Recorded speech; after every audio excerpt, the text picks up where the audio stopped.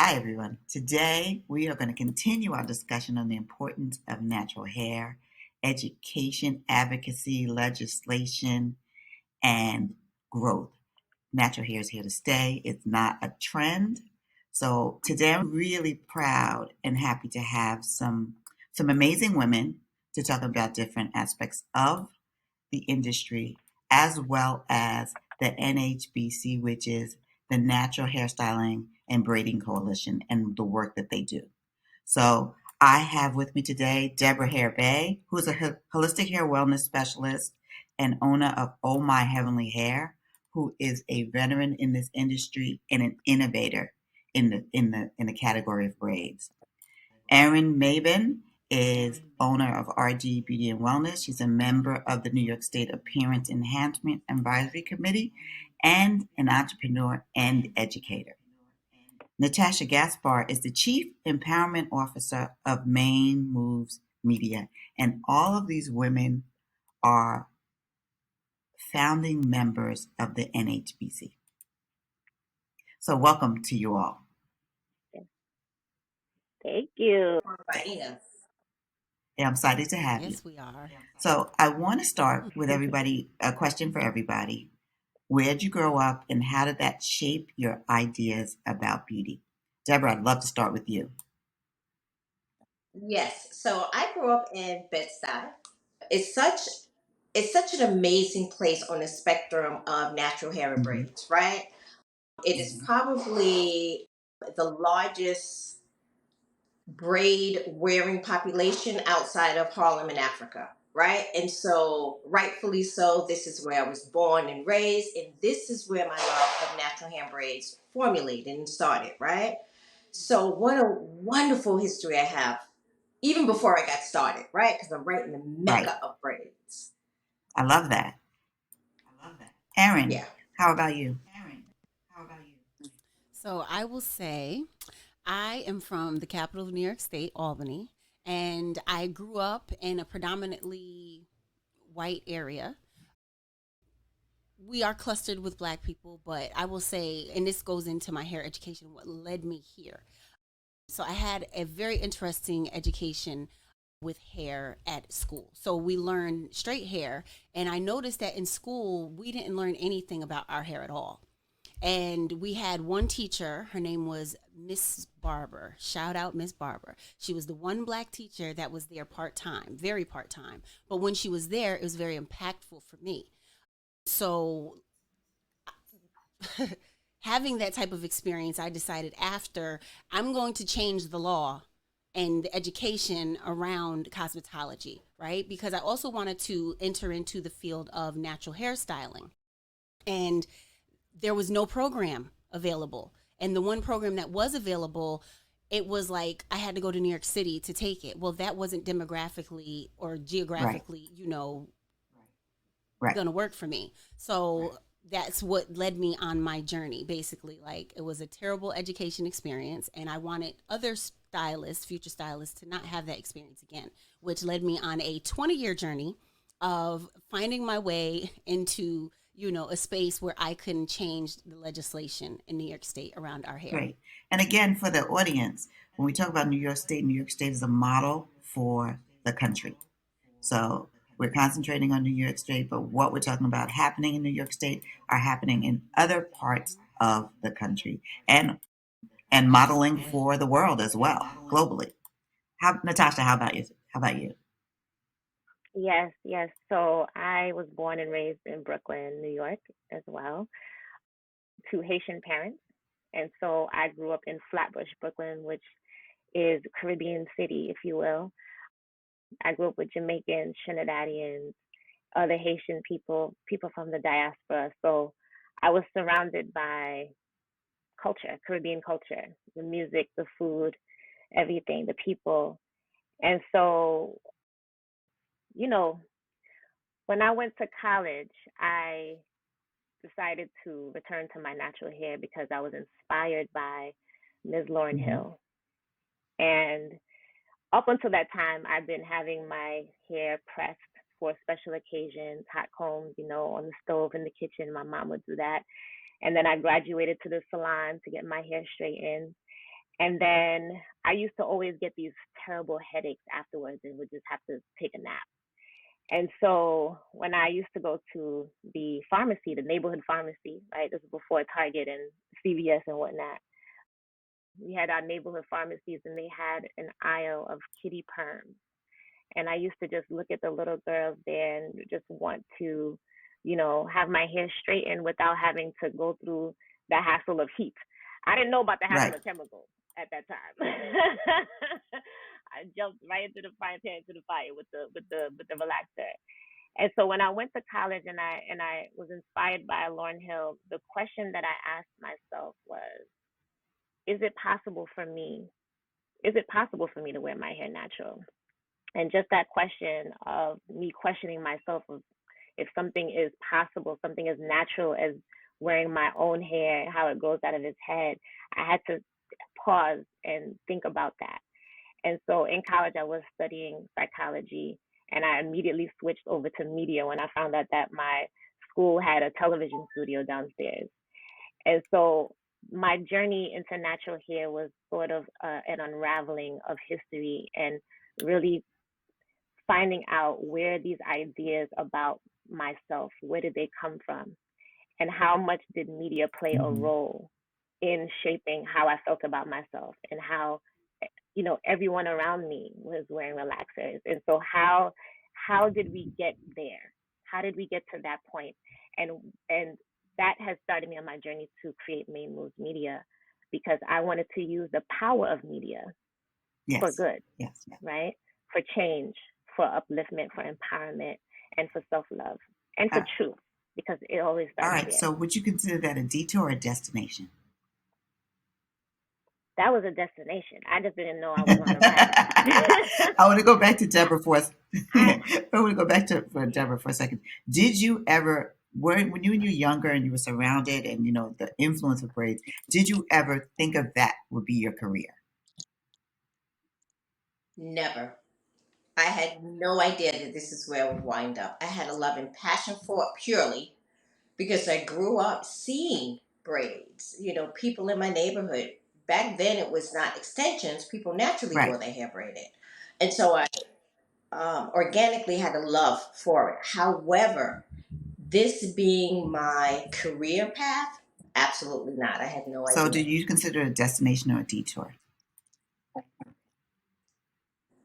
Because I did not know this is what I was going to do, I guess be it would be a detour. However, this career chose me.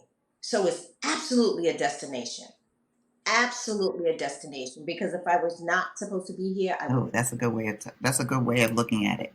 That it was it's neither Yeah, because you were chosen for this. This was your destiny as opposed to a absolutely. destination. Absolutely. Yes, this is my Yeah, and destiny. Aaron, you've already talked about this as actually you chose. So it's neither.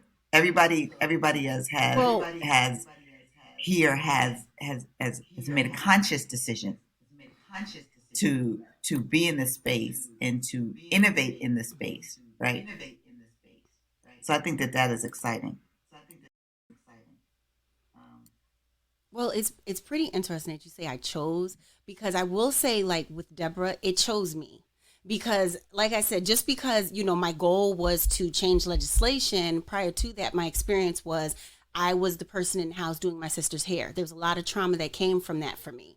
I used to braid her hair, and that really turned me off from braiding. And then being the only black stylist in some of the salons, they automatically defer to you as the in-house expert, right? So they would, send me these clients that were little kids, and I would have to braid their hair. I'd be like stressed and crying. And I would really try to get away from braids because there was no experience that was nice. It was always trauma based. And then, once, like I said, these things started happening, I was like, okay, it just, the universe kept bringing me back to braids. And here I am. So it was really more of an emotional journey in that aspect. So I tried to avoid it and it just kept coming back to me. So the destination was always changing the law, but the journey chose me, Right. if that That makes does sense. make sense. That does make sense. And I want to add sure, something if of that's course. okay. One of the things in looking for stylists to work with you is a dedication and a love and passion first. That supersedes money. And so, just going back a little bit to what Erin said, how it chose her and it chose me. When looking for a stylist, it cannot be a stylist that is driven by money. And that sounds odd because we need money to Right. live. It has to be more. It's a very laborious, taxing, fulfilling, empowering opportunity. But it has to be based on that's what you want to do. So, in essence, it has to choose you. You have to have a love and passion for it Mhm. first. Doesn't mean they won't be good. They'll be better when it's from Right. here and not here.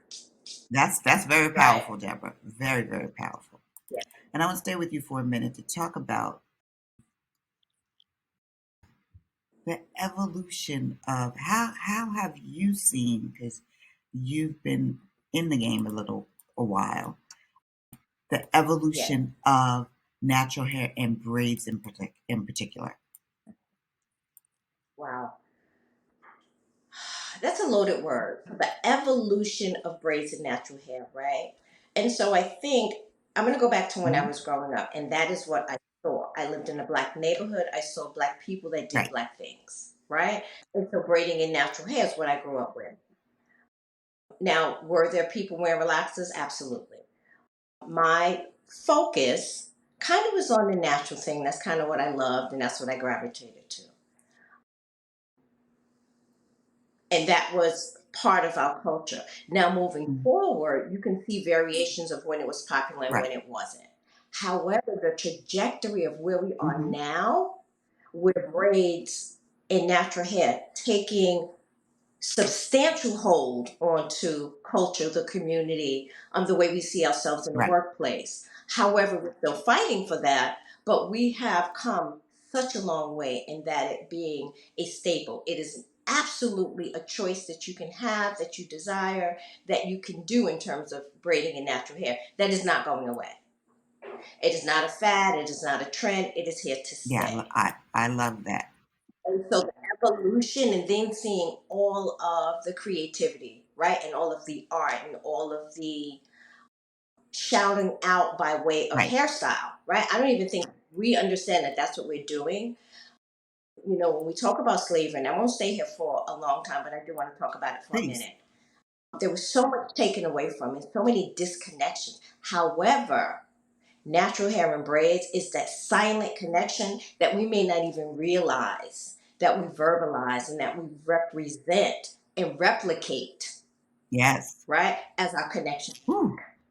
right? So it has grown and has been a substantial part of our community and will continue to be, whether we know Right. that or So not. thoughts from Erin, from you, Natasha, on what Deborah says?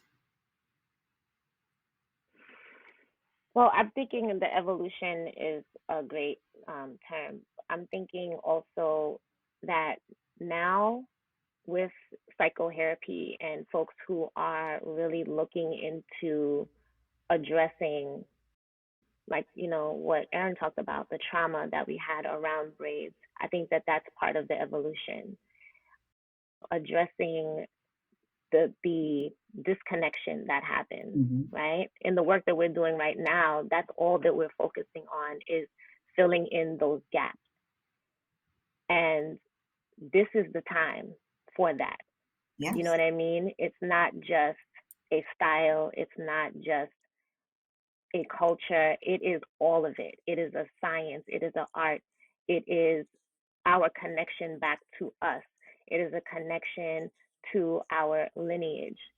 You know what I mean? And so I think that, you know, I'm sort of like doing this work, becoming a historian of sorts, Hmm. right? Learning about the history of the movement. And there were so many parts of this movement that a lot of us don't really know. And I think that because of that, we have so many questions, but the answers are there. The answers are inside of us. This is beautiful. They are. This is, I mean, it's so when people think about braids, they're not thinking about history, the layers that exist, right? There's so many layers.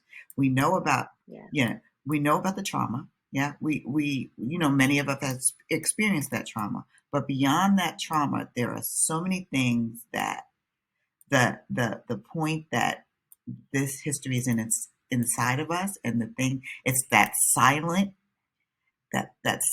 skill that we kept. Whew, Hmm. Yeah. for to know that, and to understand that, and to pass that down. See, if we talk about it now, to pass that down to the next generation. So this is not just a style. This is more than that. Hmm. Means so much more.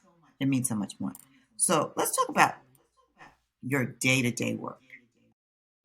We're going to talk about the NHBC a little bit, but the work that you're doing in the salon, in education, Erin, Deborah in the salon, and in the media. Let's talk about kinds of projects that you've worked on. Okay.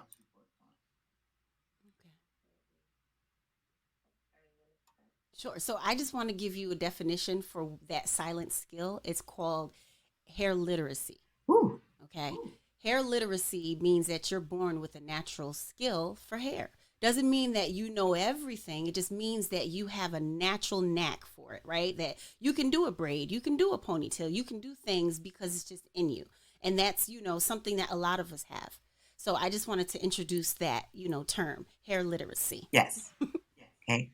Um, Noted. but the work, right. So the work that I'm doing around education is really focusing on bringing a different perspective. So I have a program that I've created. It's called Hair STEAM. And Hair STEAM is based around science, technology, and the mastery of hair, right?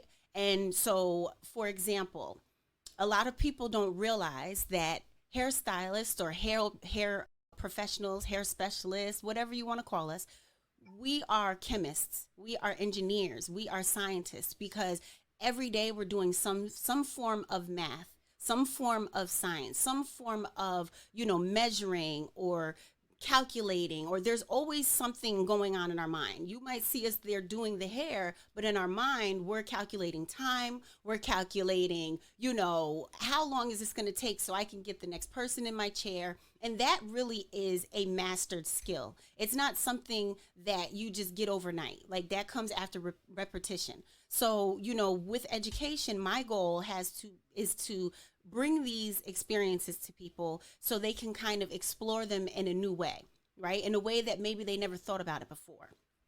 So I like to incorporate color theory. I like to incorporate microscope, where we look at the hair strand. We look and see who has a medulla, who doesn't have a medulla, like these different things that we don't even think about. And especially with hair that has melanin in it, that performs different than hair without melanin, right? It requires different care. So just seeing that with your naked eye allows people to have a different appreciation and respect for the fabric of hair itself.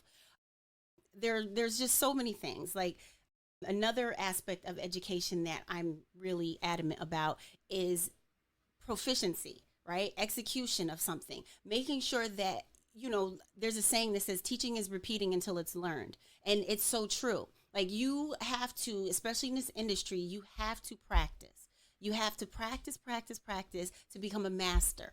And even when you are a master, you're not a master because there's more for you to learn, right? So it's really like, at one moment, the teacher can be the student and the student become the teacher, or however you want to, coin that. So I like to be in a learning space throughout my career, period, because that just allows me to remain open and flexible for change, for pivoting, because there's so many things that are changing in our industry. But education, again, there's so many areas that we could cover, but my main focus is bringing STEAM into this space, and for people to understand that we are more than just, dropouts or people that chose to do hair because we were lazy or didn't want to do anything else. This is really a degree worthy profession. All right. And I want to bring that to the forefront because the amount of ongoing education and learning and skill that you have to really maintain this industry and or maintain and be relevant in this industry is a lot. It's not easy. And if somebody, and I want to say that there is a gap right now with the students graduating school, right? There's this gap. They're all falling into this like void of I don't know, because there's nothing there that's giving them the support to become a professional. And that's where we come into play, is trying to give that future professional the support, not just while they're in school, but after they obtain their license. There's a space there. Like, yes, you can go Right. become an apprentice at a salon, 100%. But is that salon proficient? Is that salon going to giving you the education that is going to elevate you to the next level? And a lot of times they're not, because what happens is they're getting taught by someone who was, Right.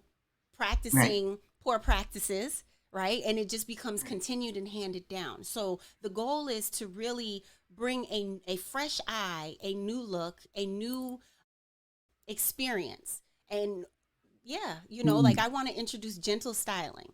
That to me is, we talk about protective styling. When I think of protective styling, I think of armor. I think of, protecting against harm, right? And it's like, it's not harm, but we can, if we think about it in terms of gentle styling, what does that mean? That means we're not pulling at the hair, right? We're not causing over direction of tension. We're not using hair that is irritating our scalp or braids that are too heavy for our follicle. We're thinking and we're being considerate about the integrity of the overall experience, not just for the hair, but for the client, and for her to be able to wear that and maintain it at home.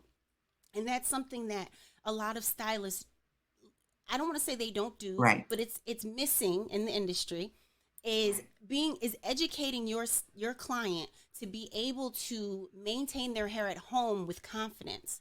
Not to be reliant on you or dependent on you to come in every 2 weeks. I mean, in a perfect world, yes, that's how it was in another life when we were doing relaxers. But now I think it's more about preparing our client to be mentally, spiritually, and emotionally equipped to deal with their hair, because it is such a space of Right. void, especially for Black women. It's like, oh my God, I can't look at my hair without a wig, or I can't look at my hair because I don't have braids down to my butt, or and there's nothing wrong with having a wig or braids down to your butt. They're beautiful. They're meant to enhance your beauty. However, we have to start with our true beauty, and that's the beauty we were naturally born with, and that's our hair. And our hair has a story to tell, and we're here to amplify that story, because with the clients that I've experienced, it's a journey and it takes about like a year. And I let them know this is going to be like a year. And by the time they come to me, they're sometimes ready for the journey and sometimes they're not. So that is something, I think that's the difference between some of the hairstylists that are just doing hair Yes. to make it look pretty, right? I'm here as a healthy hair specialist because I want you to understand your hair, right? And that not every product fits all. Oh no, that's So I can keep going, but I this want is to just this kind is of, so dope. I mean, it's just I could let you go on and on, but since we have some other people, I can let you go on. yes, Yes. we have other people Deborah, that, let's hear from you. If I Sure. may, yes, I'd like to kind of jump in where some points that Erin made, and I want to jump Okay. over to the Natural Hair Braid Coalition, right? And so, as an educated stylist by choice, it is important to interface with our customers and our clients, right? But going back to the Natural Hair Braid Coalition and our goal to offer ethical hair care, ethical education, inclusion and diversity, right? As a stylist, Right. you don't know what you don't know, right? And so it is so much more this thing we call hair care, natural hair care and braids, right? It's so much more than braiding. Right. I think most of us can put in a braid. right? I think most of us could pretty much have a customer or client sit in your chair and do a little bit of something and then charge for it, right? But that is not the goal. And that is not what the Natural Hair Break Coalition is all about. It is about the efficiency, it is about the science, it is about the professionalism, it is about the Right. care, the soft styling that Erin mentioned. It's about all of that being seen truly, being celebrated, right? And so the importance that we offer and that we serve and that we demand through the Natural Hair and Braid Coalition is important. Yes. Yes. And No. those are just some of the highlights I'm glad you brought that that up we in this want. context. Yeah, it's very, very critical because there are so many options for consumers, right? And without this knowledge, they're not necessary that they're at that stylists should have. If they want a great stylist, they should look for one that has this perspective, right? Or and then for stylists to understand that after you get your go through cosmetology school or have a natural license or whatever, that there is additional training that will benefit you. It's like being a doctor. You have to have continuing ed. You have to take boards. You have to, it's not one and done. Absolutely. So I think that there is this such value that the NHBC is bringing to the community that, it's so important to amplify. Because that's what these conversations are doing in a lot of ways is, not only talking about what's happening in natural hair right now, but amplifying the core mission of NHBC, right? And Yes. letting people know that this is not just something that just happened 10 years ago, 15 years ago, these things, like, our view of history is, again, we don't know what we don't know. If we don't tell them, they won't know. Right. So Natasha, do you want to add? You queuing me up lovely. I want to say you queuing me up lovely right now. So I loved everything that Erin and Deborah said, and this is why I'm here. Because when I met the pioneers in the industry back in 2011, 2010, I said, "Oh, it clicked." Just like it clicked when I decided to go natural. I said, oh, "Okay, something bigger is going on here." And when I met the pioneers, I said, "You guys are the missing piece. You are what folks are looking for, and they don't even know that they're looking for you." But when I found them, I was like, "Oh, Hmm. okay, this is a game changer. This is a game changer because, like we said, natural hair. The conversation was about looks, was about style, was about products. And when I Right. say the conversation, I mean when social media came out and the natural hair movement, the current natural hair movement that we're in now, because there are many waves of this movement, right? The movement that we're in, or the movement that started due to social media, and thank goodness for social media, was very surface to a certain extent. I mean, there was other conversations that were happening, but the overall conversation was just about the aesthetics, and folks were trying to get used to this new look, this new texture. What did it mean? How can I exist in this world with my natural hair? And I felt like that was a question that needed to be explored. And so, how do Hmm. you explore something, right? You gather all the information, you find the experts, you do your research, you have your own experience, you talk to people. And that's what I've been doing my whole career. Like, I wanted to go back to, like, did it choose me? Did I choose it? I feel like it was both. Hmm. I feel like we chose each other because it presented itself to me in so many ways. And I made that conscious decision to listen and to believe that I could make a difference because I could see it. I had a vision. I had a vision Mm-hmm. through other people's visions. When I listen to these stylists here, right, and they talk about their love and passion and understanding about natural hair and wanting to create something more than what we have now. That's exactly Mm-hmm. why I'm here, right? I have the same passion. I want to create more than what we see because there is more than what we see. What we have been seeing has been through such a tiny lens. There's so much more to us. There's so much more to the conversation. There's so much more to natural hair, and that's why I wanted Mm-hmm. to speak about media. When we talk about, you know, new techniques and gentle styling and doing things differently. The current narrative around our hair is that it's just hair. Like it's, there's no, it's a safe practice to do our hair. We've been doing it on the streets. We've been doing it since Right. we were kids. What do you need to be licensed for? That shows a lack of value. It shows that you have a lack of understanding. One, that it's not just hair. Right.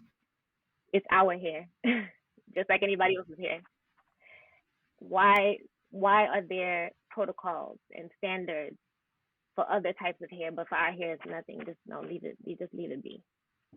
Mm-hmm. This is $1 billion industry that we're in, and we just scratched the surface because everybody's just talking about products, and half them products probably not even good for us anyway. But we can table that for another conversation. However, as an advocate in the NHBC, as a media professional, as a communications person, I realize that the more I speak to people, legislators, politicians, everyday folk, there's just not an understanding or connection that's being made between our natural hair, our health, our economics, and definitely our culture and our legacy. That is why Mm. we're here. We're here to make that connection.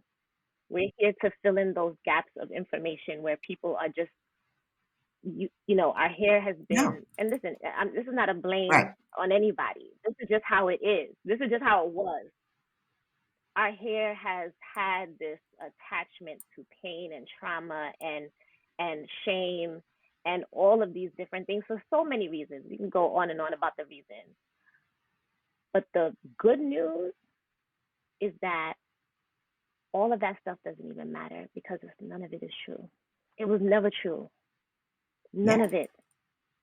You know what I mean?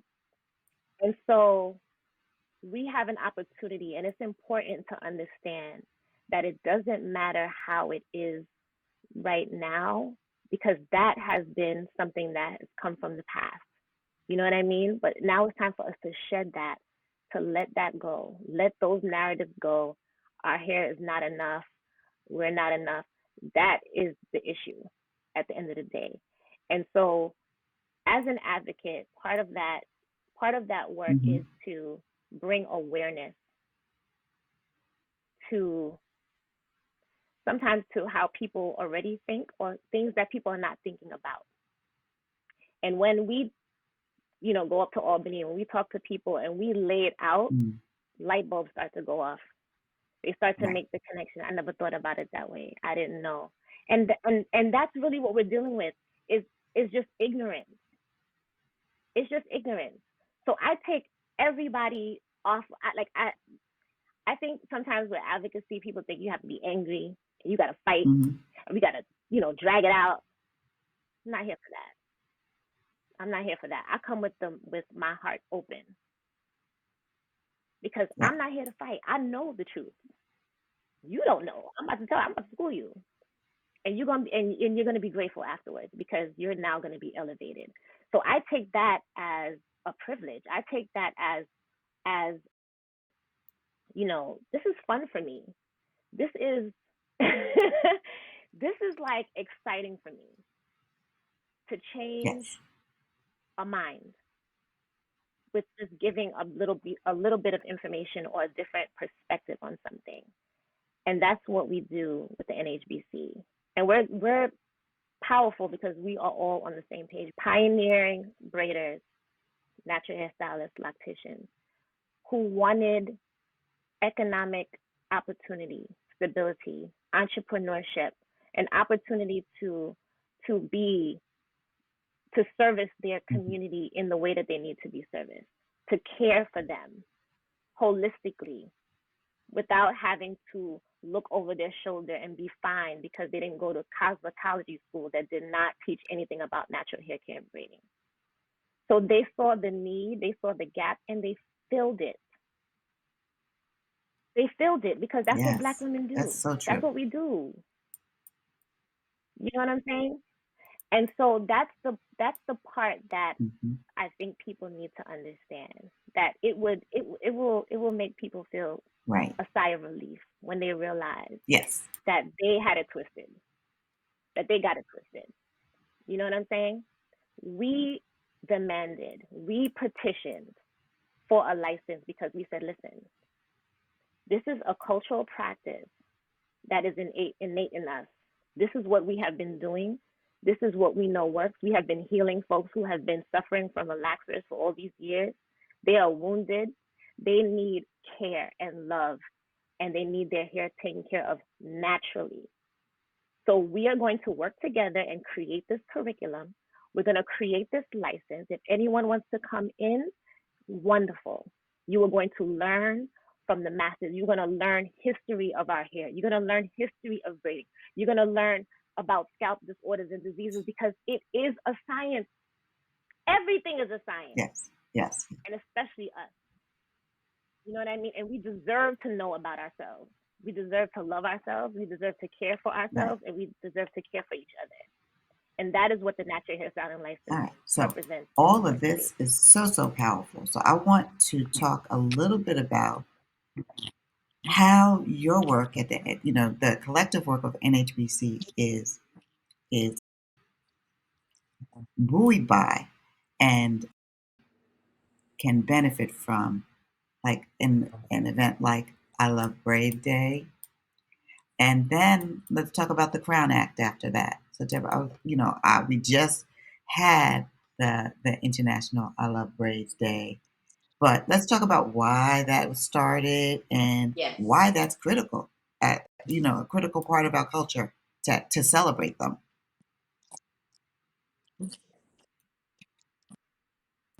Outside of the inherent love, passion, cultural connections, Hmm. it is the importance of it, right?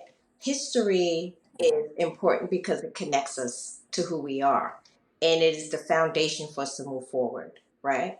And so to be able to present that in a way that is necessary, powerful, beautiful, and showcasing some really Hmm. amazing stylists was necessary. How did this come up?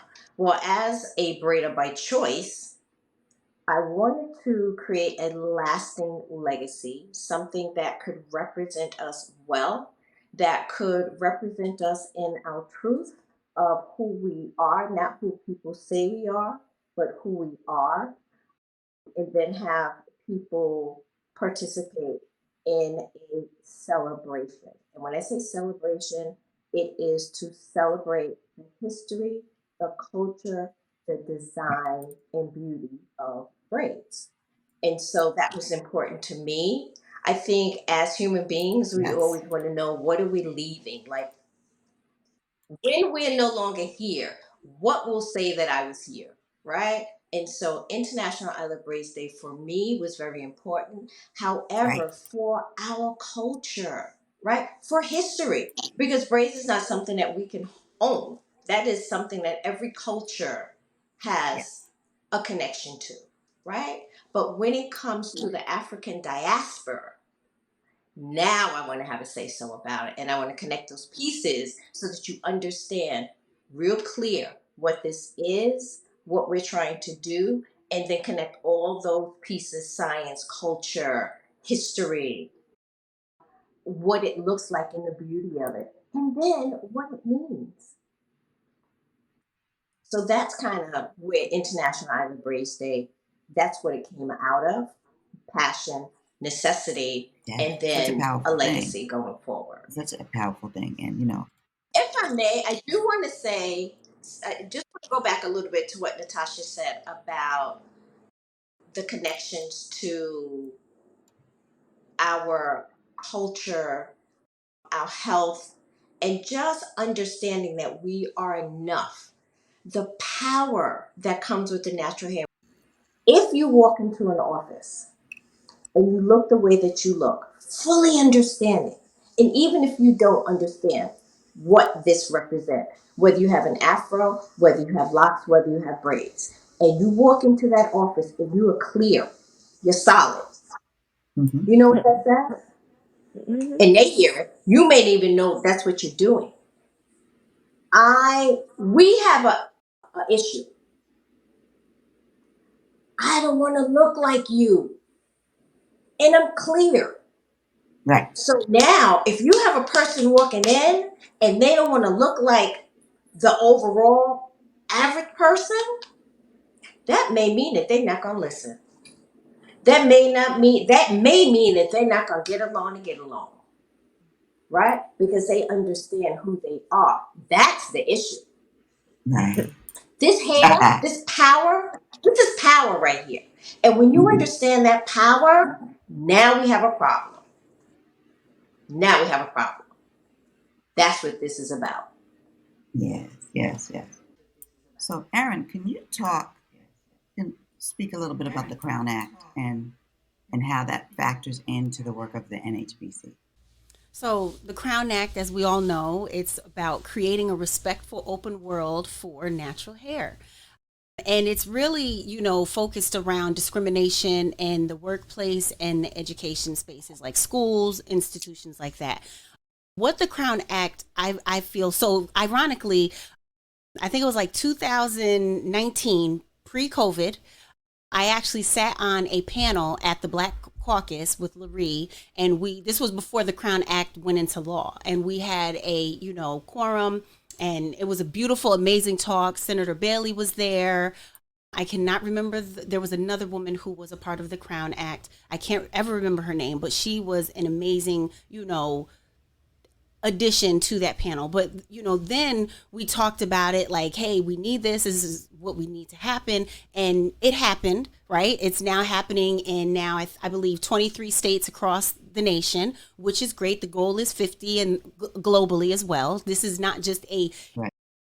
a US issue, this is a global issue, right? So what this Crown Act for us has done is it's allowed us to not only refer back to it, but express that this is a doorway into education in hair, because that's where it starts, right? It starts with the education that future stylists are getting and going out in the world. And typically the education they're getting at school, like mine, is about one texture of hair. It is not about a variety. It is not about multiple textures. It's about one texture of hair, and the rest is just kind of like you figure it out when you figure it out. And that's really Right. not sustainable for a stylist going into the world we live in. Mm-hmm. That's where the NHBC comes in. We have to overhaul this whole system. Cosmetology itself, not just in New York State, but has not been updated in over 50 years. So when we look at 50 years ago, we were in the 70s or so. So we were coming out of civil rights, going into the free love era, moving into the 80s. But we kind of skipped some steps in there, right? And now we're here to where we're like, okay, we have to go back to those spaces so we can, again, bring forward what this really means. And the Crown Act, I feel like, is a great initiative. It's working. Like, you see Texas, they weren't playing, that young man with the locks, and I'm glad that they stood 10 toes down, so to speak, and we're not budging. And then the law got passed. Now, that's so important. But again, the work that really needs to happen is not just in our work environments in corporate America. It's not just in, the schools and the institutions. It starts with the stylist as well. So we have to go back into these schools and overhaul the curriculum, the testing measures, and the things that are really not productive towards a all-inclusive, hairstylist, because nobody wants to go to a hair salon and feel like they're being turned away because somebody can't do their hair. So that makes them feel less than. Oh, there's something wrong with my hair, so now I need to go straighten it or do something outside of its norm, right?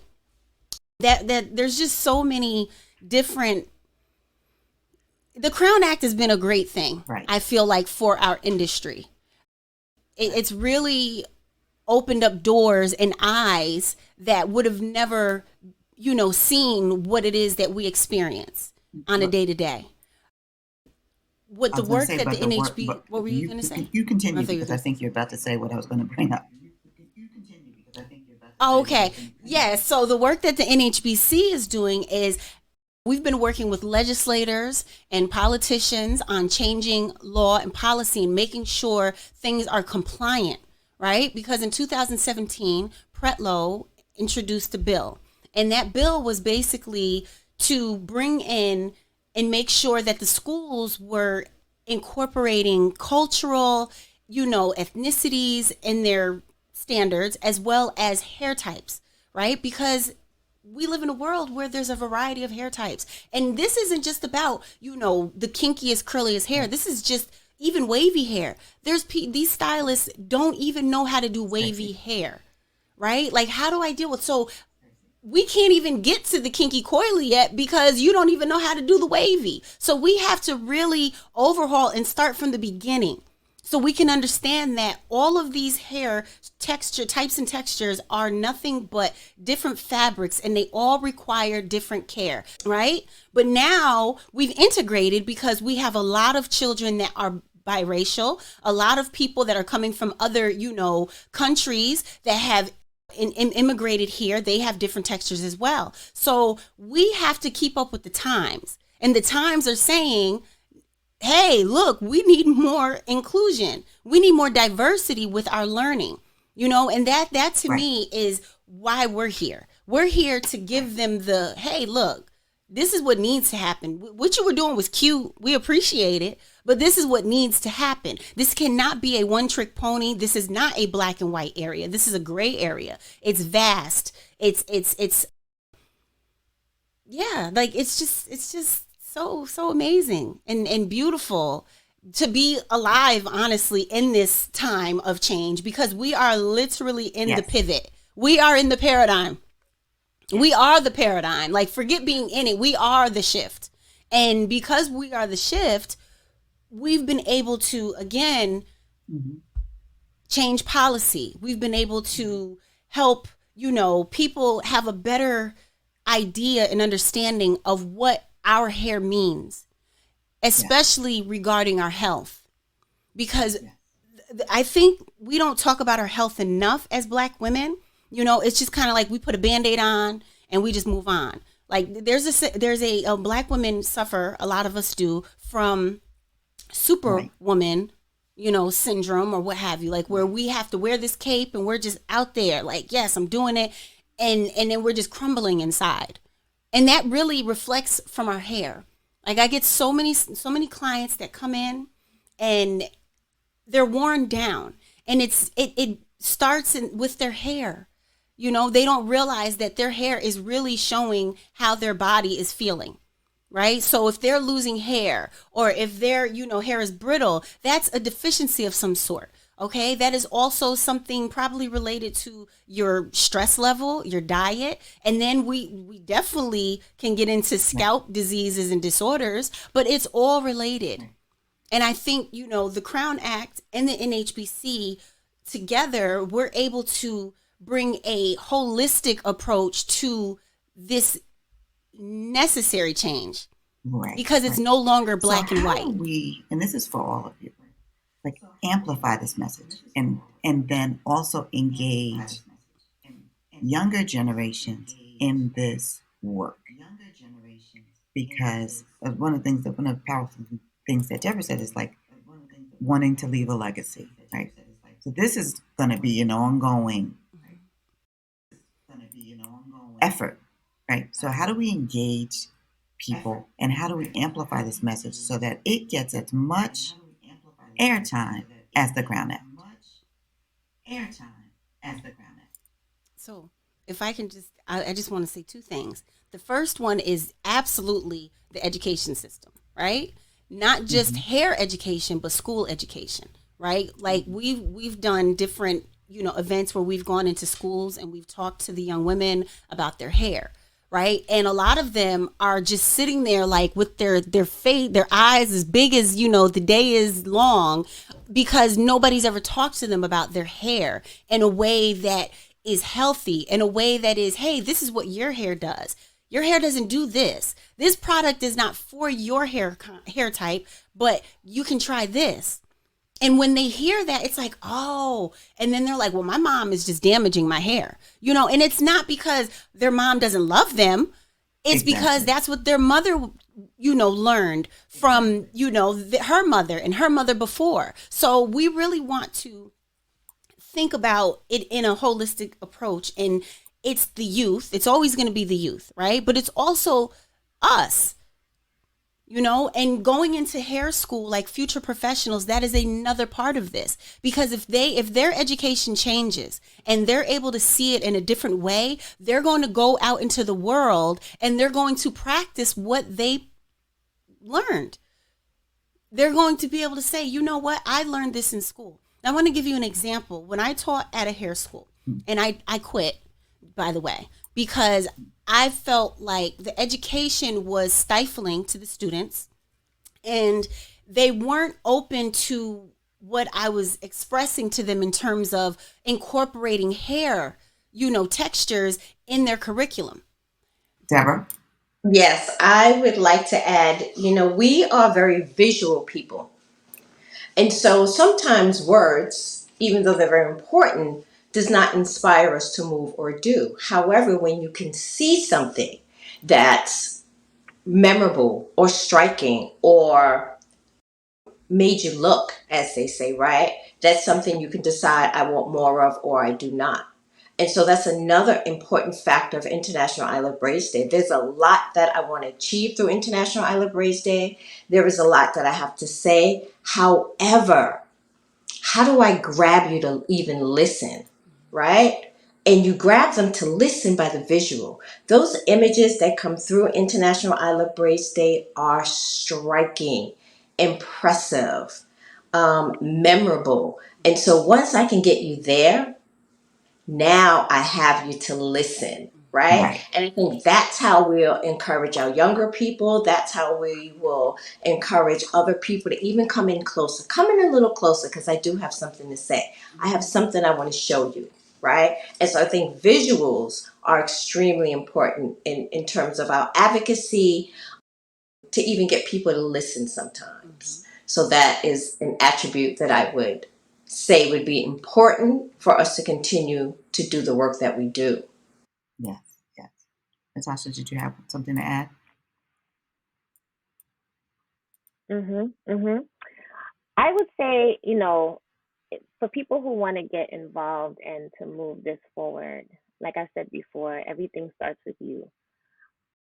Deborah talked about being clear about who you are, and that's really actually where it starts.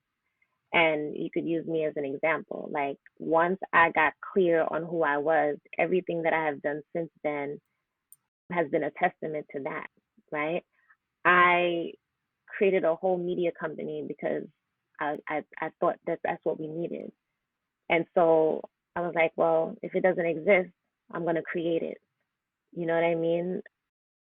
That is the level of intention that anybody can have. You don't have to start a media company, but you can talk to somebody, because I talk to everybody that I meet. You can like reach out to the NHBC, have us come and speak to your school, to your staff. You know what I mean? It's really about spreading information, and that can happen on a grand scale, or it can happen as a one-on-one conversation. If you see someone who might have an old way of thinking about hair, you can introduce them to a new perspective, and that is going to ripple. You know what I mean? That is definitely going to ripple out. Like Erin said, we do talk to young girls. We are in the process of creating curriculum for young folks. I have a workshop called Next Level Naturals that I run with Diane C. Bailey, where we We teach the community how to do their own hair. It's a hands-on natural hair class, and that idea came because we were thinking about how can we make the most impact? What is the thing that folks need? They had to build a relationship with their hair. That's really what is at the root of this. So how do you do that? You give them an opportunity to actually sit down and do their hair. They don't have to go to YouTube. They don't have to kind of figure out what's going on in the mirror. You have an actual professional here who can come and help guide you. You can learn about products. You can learn about your texture. What does this mean? That was a simple workshop that we thought about. We wrote it out and we did it. You know what I mean? Advocacy doesn't have to be difficult. You don't have to go and speak to the president. It starts grassroots. It starts in your home. It starts with your friends. It starts with your classmates. It starts with your coworker, your supervisor, the person that you're sitting next to on the train, somebody on the bus. You know what I mean? It's all of that. But then what is inside of you? What is the thing that you want to bring forth to the world? Share it. No matter how crazy it might sound, you think it might sound, it might be the thing that will change so everything. Yeah. And what's good for me, I would say what's good for me is good for you. It's good for all of us. If it's truly good for me, it's going to be good for everybody. All right, I'll start. So people can find me on Instagram at Mane Moves. That's MANE, Mane as in hair, Moves, MOVES. Also, the website is manemovesmedia.com. And I'll share the NHBC's information as well. We have a beautiful website created by Erin. So we're appreciative of that. It's nhbcoalition.org. And so we also have an Instagram as well. It's at _NHBC. You can find me at Oh My Heavenly Hair as the website, ohmyheavenlyhair.com as an OH. You can also find me under International I Love Braids Day, and that is abbreviated on IG with INTL. International. I had to say it again to myself. INTL, I Love Braids Day, BLC, which stands for Braid Love Celebration. Under ohmyheavenlyhair.com, you can find everything. So that is like the one-stop place that you can go. And then, of course, I'm sorry, Natasha gave the information for the Natural Hairstyle and Braid Coalition. Mm-hmm. And Erin? Okay, so you can find me. I have two main pages. One is genuinely.dope. This is on Instagram. And the other is EJ Hundley, HUNDLEY. And in both of those, the bio are like links to everything possible. So if you need me for some, graphic design work, or you want some education for hair, it's all there. Wonderful. This has been such a powerful discussion. I mean, just exceeded my expectations. So I want to thank you so much, each of you, for just sharing your insight, your stories, and your passion for women with textured hair, for people with textured hair, because it's not just women, professionals who can benefit from textured hair education, the need for advocacy, how we can all be advocates. That's really an important part of it. How can we all be advocates? And then, just the fact that this is what was the term you used again, Erin? Hair, what? Yeah. Oh, hair literacy. And then just, the hair literacy that's inherent in all of us. So I want to thank you all just for being here again. It's been a great experience.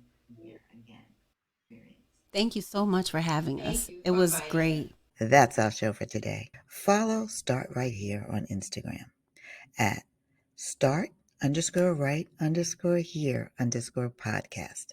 And check out the Last Word newsletter for my latest musings on beauty and inclusion.